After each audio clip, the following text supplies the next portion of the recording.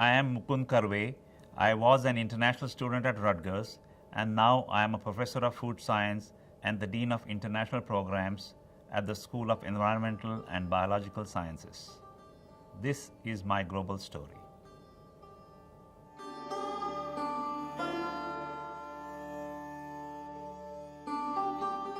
I was born in a place called Thane. My parents, my mother's name was Sushila and my dad's name was Vishnu.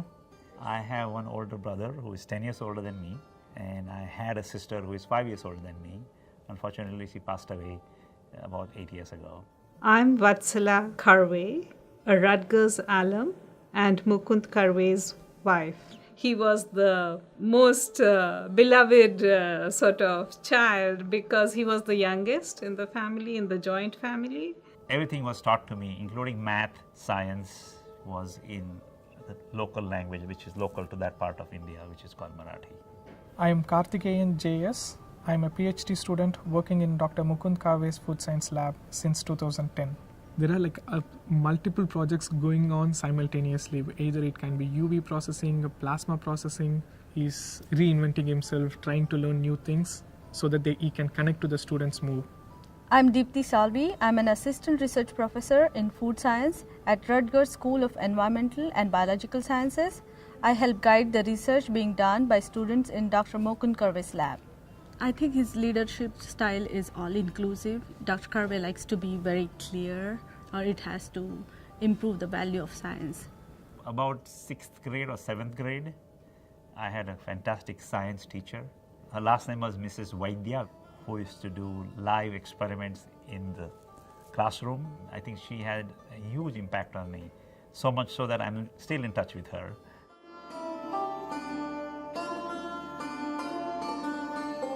So I went to a local college in Mumbai, and after 2 years I decided that I want to do engineering.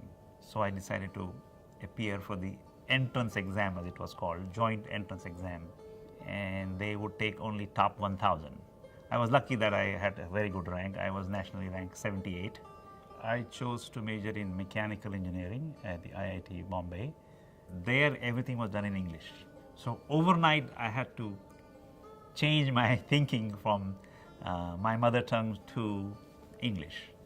IIT has students from all over the place, and they have backgrounds that are so different than mine. So you really get exposed to a broad spectrum of life. They used to give us funds to go out in the mountains and learn. So they sponsored a course in mountaineering.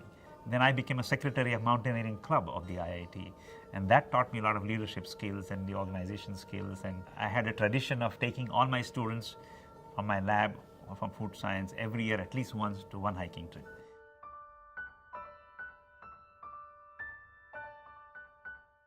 I made a decision to go to graduate school because once you're in IIT, half the IITians end up in the United States. Why Rutgers? There was one student, former senior student from my dorm, who had gone to Rutgers. So the application fee at that time, if I remember, was $10, and I applied to 5 universities, so it's about $50. My father didn't make enough money, or he made just enough money. For him, this was a significant chunk of money to pay $50. But finally, I asked him, and he says, don't worry about it, how much I make, whether I can afford it. I'll take care of it. I landed in JFK. I lucked out, and somebody picked me up and took me to Wayne. And then the following day, he dropped me on College Avenue. All the on-campus housing was gone. I was really lost. I didn't know whether I'm going to end up finding a place or not. So I was just sitting on College Avenue, one of those benches in front of the student center. And so I see another graduate student. So I stopped him and I said, are you looking for a housing? He said, yes. I said, me too. He said, let's go find the house together. So then we started looking for a place together. And then we ended up finding a place right off Eastern Avenue, a place called 35 Central Avenue. First 1 month took time for me to adjust. And I felt if I had the money, I would take the next flight back home. Luckily, I didn't have the money, so that's good. So I was a teaching assistant, and I was asked to teach a lab. So I was trying to explain to the group of students what we are going to do. They were not following what I'm saying. So I didn't have a paper with me, so I asked, can you give me a rough paper? So they were looking at each other. I don't know what he's talking about. Finally, somebody said, okay, let me just clarify. He had a yellow pad and he says, is this too smooth for you? Then I said, oh, he doesn't get it. What? Oh, you want a scrap paper. Now we get it. Now we get it. I'm Megan Francis, Assistant Dean of International Programs at the Rutgers School of Environmental and Biological Sciences and a colleague of Mukund Karwe. Being able to be an international student and come to Rutgers and come to the School of Environmental and Biological Sciences and see Mukund, who was an international student when he first came here, they have the chance to picture what it's going to be like in their future. So at that time, there was a system which was started by the International Center. They used to pair local families with international students. This Italian family picked me and said, we would like to get to know you better. Her name was Angie Kimball and he was Bill Kimball. They took me home for the first Thanksgiving. They took me home again for the first Christmas. They taught me driving. Can you believe that? On a Caprice Classic, if anybody remembers that. They did so many things for me. My wife came to Rutgers in 1983, 2 years after I came. And at that time, the International Center had started a program of getting the previous year's graduate students involved in welcoming the graduate students that are going to come. The two girls that they said, we want to know where the post office is because we want to send a telegram to our home. Can you tell us where it is? I said, okay, I'll walk you to the post office. He was very dashing.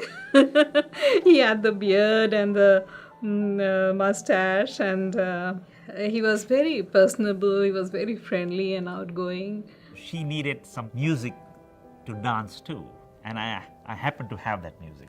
Other thing that really happened was she moved in the same dorm as us. That was the Nichols apartment on Davidson Road on Bush campus. And we were not too far from her apartment, so whenever she passed her apartment, she would get this smell of Indian food, and she would come and say, oh, that smells good. And that's how we got to know more and more and more, and eventually married.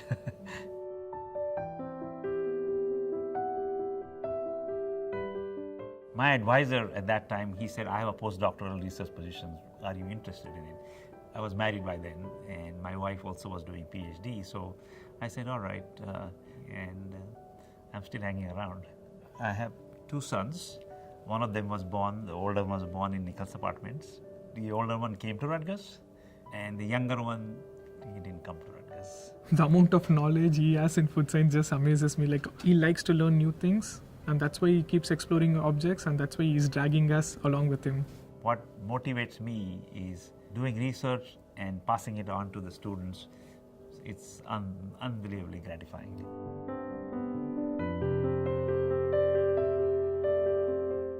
Currently, we are working on a project supported by Rutgers Global. This is with an institute called Asian Institute of Technology in Bangkok, Thailand. It's funny, most of the times, like whenever we're on the airport, we will find somebody who knows him. It's always fun. Being able to come forward and say, I came here as an international student and now I'm a successful faculty member at Rutgers can help ease some of the fears that parents might have sending their kids halfway around the world. My job is multifaceted. I have to work with students. I have to find opportunities for our students to study abroad. And my job is to find ways to increase those numbers. Also, I like to work with faculty to find opportunities for them to offer faculty-led courses or develop MOUs for 2+2s. We have a very flourishing 2+2 program. So I would like to expand these areas. We have this lab trend. He will come back and share the photos from there. The same thing goes for students. Like if we travel to any other foreign countries for our conference or anything, so we shared these experiences in a lab meeting. We made a proper presentation. Today's students are very savvy, I should say.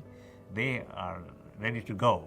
The freedom that you get, you can pursue essentially what you want to pursue. There is no end to learning. I think students keep you young in your mind with fresh ideas.